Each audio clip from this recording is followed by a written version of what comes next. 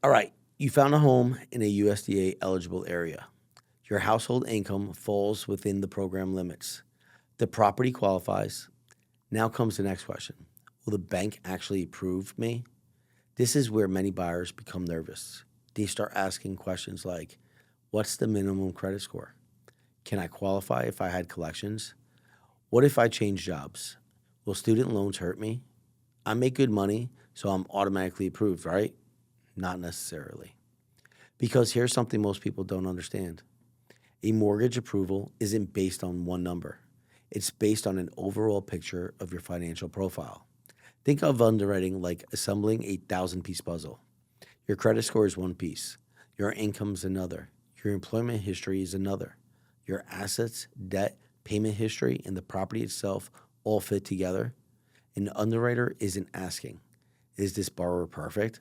They're asking, based on the complete picture, is this loan likely to be repaid? That's a big difference. Let's start with a question most buyers have never asked. Who is the underwriter? Many people think the loan officer approves the loan. We don't. I wish we had that kind of power. Trust me, there would be a lot fewer stressed out buyers. Here's how it really works. I'm like your coach. My job is to help structure the loan, collect documentation, identify potential issues early, and put together the strongest application possible. The underwriter is the independent reviewer. They're responsible for making sure the loan meets USDA guidelines, investor requirements, and the lender's policies. Imagine applying to college. Your guidance counselor helps you prepare your application, but the admissions office decides whether you're accepted. That's very similar to the mortgage process. A good loan officer doesn't just fill out an application. A good loan officer thinks like an underwriter before the file is ever submitted. That's one of the biggest differences between an experienced mortgage advisor and someone who's simply taken an application. Every file follows a path: loan officer, processor, underwriter, conditional approval, clear to close. Closing day. Understanding that path helps you understand why lenders ask for documentations more than once. Let's talk about everyone's favorite number, the credit score. If you watched enough TikTok, you've probably heard someone say, you need a 640. Another video says 620. Another says 580. Who's right? The answer is, it depends. USDA, as a government program, doesn't publish one universal minimum score that guarantees approval.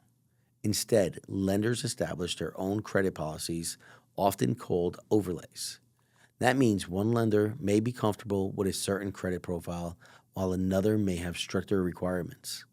This is why two borrowers with the same exact score can receive different answers from different lenders. The score matters, but it's not the only factor. Here's something most buyers don't realize. An underwriter isn't just looking at your score. They're reviewing how you earned that score. Two people can both have a 700 credit score. Borrower A has 5 years of on-time payments, low credit balances, a mix of installment and revolving accounts, no recent lease payments. Borrower B also has a 700 score, but 2 recent 30-day late payments, high revolving balances, several newly opened accounts, a short credit history, same score, very different stories. The underwriter reads beyond the numbers. Think of the score as the headline. The credit report is the full article. If I could teach one thing about credit, it'd be this: nothing matters more than your payment history. A lender wants confidence that you'll make the payment the same way you've made your other obligations. That's why recent late payments often receive more attention than mistakes from many years ago. Everyone's financial life has bumps in the road. Underwriters understand that. What they want to see is evidence that you've reestablished responsible payment habits. Consistency builds confidence. Here's an example. Borrower has a 760 credit score, but 3 recent late payments. Borrower B has a 700 credit score with perfect payment history for 3 years. Which borrower appears less risky today? Sometimes it's not the person with the higher score. Now let's talk about one of the most misunderstood parts of getting approved: debt to income ratio, or as we call it, DTI. Sounds complicated. It's actually pretty simple. Imagine you earn $6,000 per month before taxes. Now, let's say your monthly obligation includes a car payment of $450, a student loan of $250, credit card minimums of $150, future mortgage payment of $2,000, total monthly debt $2,850. Now, divide that by your $6,000 monthly income. Your DTI is about 47.5%. In plain English, you're using about 48 cents of every dollar you've earned towards monthly debt obligations. The lower the ratio, generally, the easier it is to demonstrate repayment ability. Higher ratios may still be possible depending on the overall strength of the file and automated underwriting results. Now, let's get slightly more advanced. Mortgage professionals often discuss two ratios: front-end ratio and a back-end ratio. The front-end ratio focuses on your proposed housing payment. That includes things like principal, interest, property taxes, homeowners insurance, and, if applicable, HOA dues.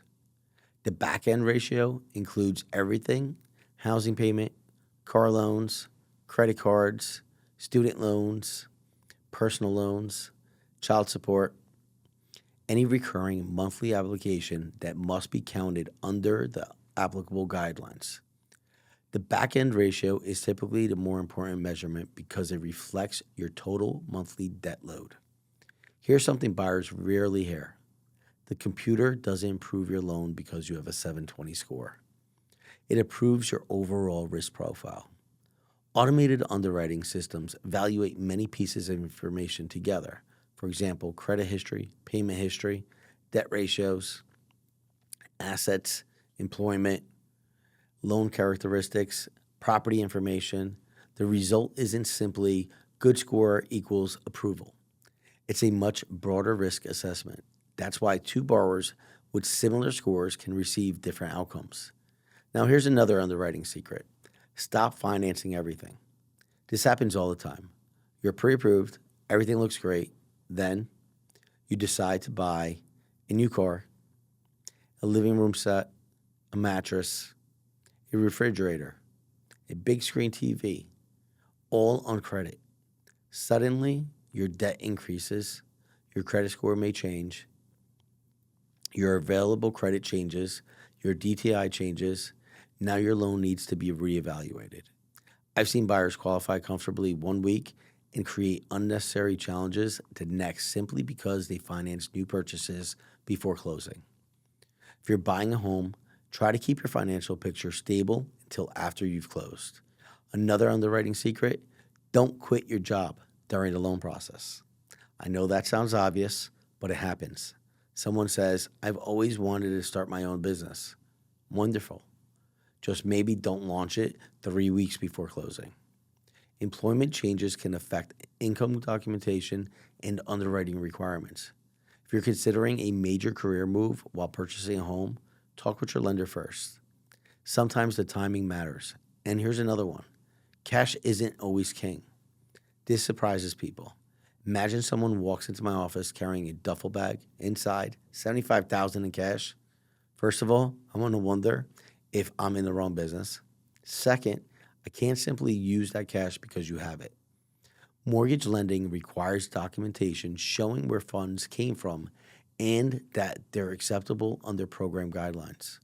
The lesson: keep your money in documented financial accounts whenever possible, and avoid making large unexplained deposits during the loan process. If you do receive a large deposit, such as a gift or proceeds from selling an asset, tell your loan officer right away so the proper documentation can be gathered. One of the biggest misconceptions in mortgages is that you need perfect credit, perfect income, perfect savings, perfect everything. You don't.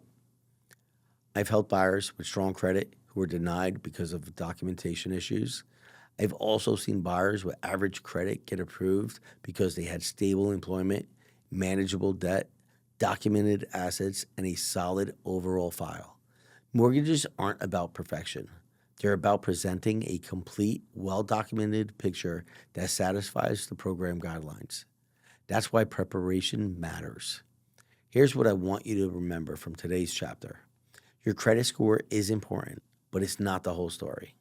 Underwriters evaluate your entire financial profile. Payment history matters. Debt to income matters. Employment matters. Documentation matters. And perhaps most importantly, working with a loan officer who identifies potential issues before underwriting can save you time, stress, and unexpected surprises. Now we're going to go even deeper. We'll talk about employment history, self-employed borrowers, overtime, bonuses, commissions, retirement income, gift funds, bank statements, and the documentation borrowers are most often asked to provide.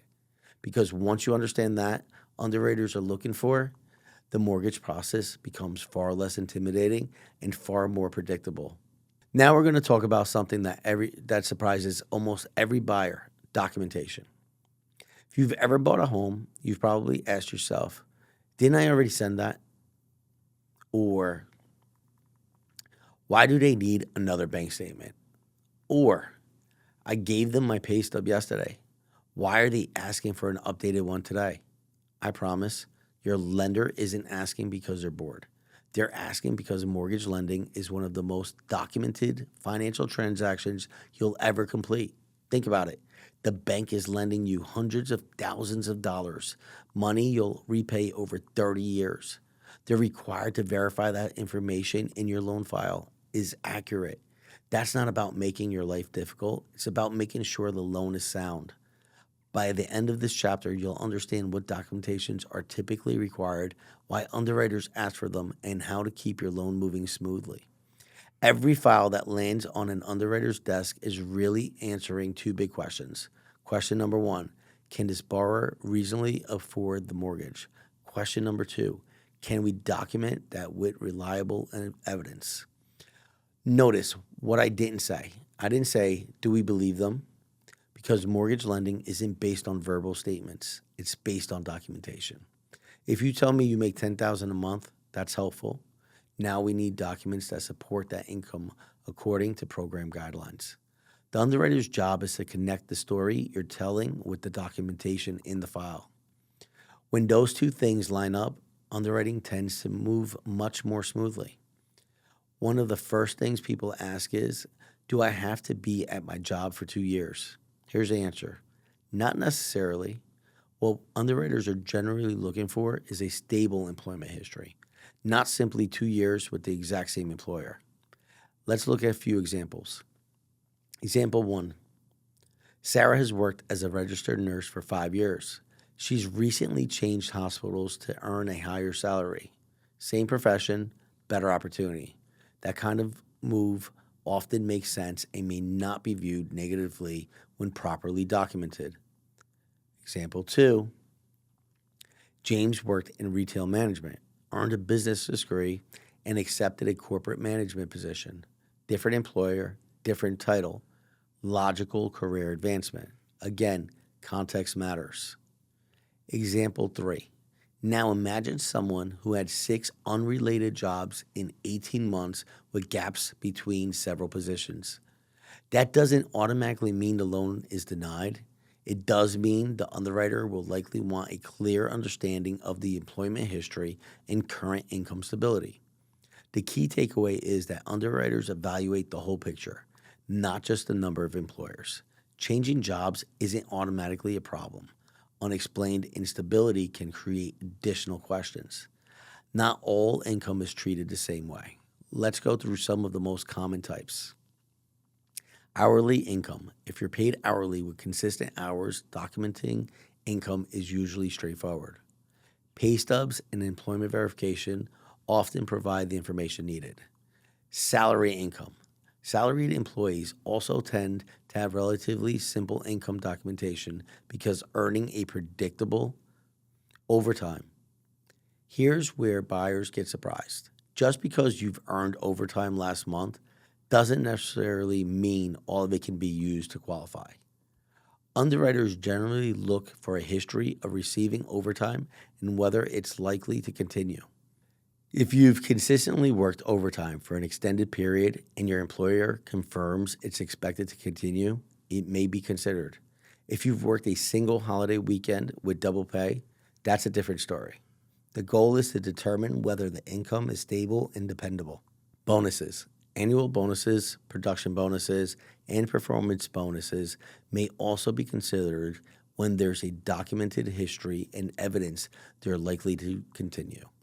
One large bonus doesn't automatically become qualifying income. Consistency matters. Commission income. Commission income can fluctuate.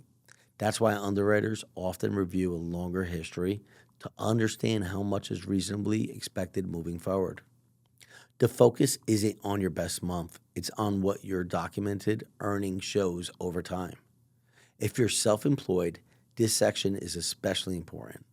One of the biggest misconceptions I hear is my business made $250,000 last year, so I qualify based on $250,000. Not necessarily. Mortgage underwriting typically starts with tax returns, not gross business revenue. Why? Because businesses have expenses. Let's say your company collected $500,000. That sounds fantastic. But after payroll, equipment, advertising, insurance, rent, supplies, and other legitimate business expenses, your taxable income may be much lower.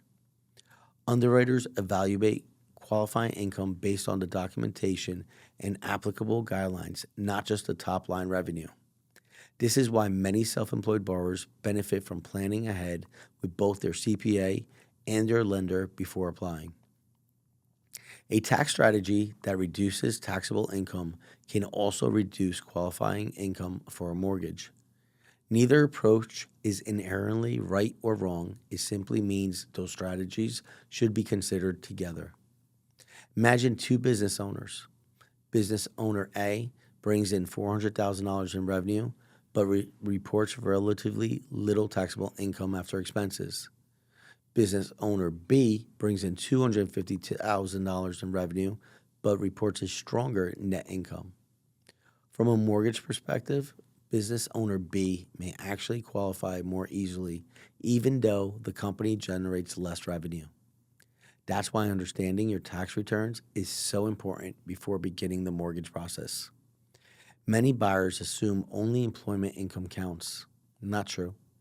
Depending on the circumstances and documentation, underwriters may consider other stable sources of income, such as Social Security retirement benefits, disability income, when allowed and properly documented, pension income, certain retirement distributions, child support or alimony if the borrower chooses to use it and it meets documentation requirements. Each type has its own documentation standards. The common theme is the same. Can the income be documented, and is it expected to continue? Now let's talk about money in the bank. One of the biggest questions buyers ask is, why do you need my bank statements? The answer is simple. The lender needs to verify that the funds you're using for closing actually exist and are from acceptable sources. Think of it like buying a car. If you tell the dealership you're paying cash, they're going to expect you to actually have the money. Mortgage lending works the same way. Bank statements help document the funds you'll use for your transaction. Here's a situation that comes up all the time. You normally keep about $5,000 in your checking account. Suddenly, your statement shows a $20,000 deposit.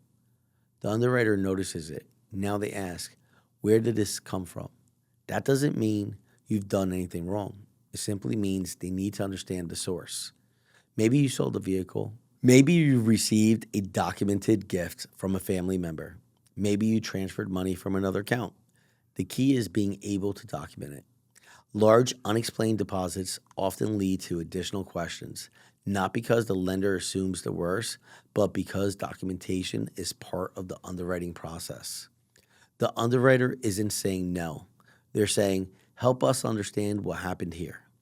One of the great things about many mortgage programs is that eligible gift funds can often help with closing costs or other eligible expenses. But there's an important point. The funds usually need to be documented according to program requirements. That often includes identifying the donor, documenting the transfer, and showing that the money has been received. If your parents want to help you buy your first home, that's wonderful. Just let your lender know before the money is transferred so the documentation can be handled properly. Planning ahead is much easier than fixing paperwork after the fact. Here's a piece of advice that can save you weeks of stress. Don't try to surprise your loan officer. If something unusual happened financially, tell them. Changed jobs, say so. Received an inheritance, mention it. Sold a boat, tell them. Had a temporary gap in employment, explain it. Your loan officer's job isn't to judge you, it's to prepare the file so the underwriter has the answers before they ask the questions. The earlier potential issues are identified, the easier they usually are to address. Before you even start shopping for homes, gather these items if they're applicable to your situation. Recent pay stubs, W-2s or other income documentation, tax returns if required, bank statements, government-issued photo ID, documentation for gift funds if applicable, contact information for your employer, explanations for any recent major financial events. Having these ready can make the pre-approval process much smoother. Buying a home isn't just about finding the perfect kitchen or a great backyard. It's also about presenting a complete financial picture. The smoother your documentation, the smoother your mortgage experience tends to be. Remember, the underwriter isn't trying to make your life difficult. They're trying to answer one question. Does this file clearly document that the borrower qualifies under the program guidelines? When the answer is yes, your path to closing becomes much more predictable.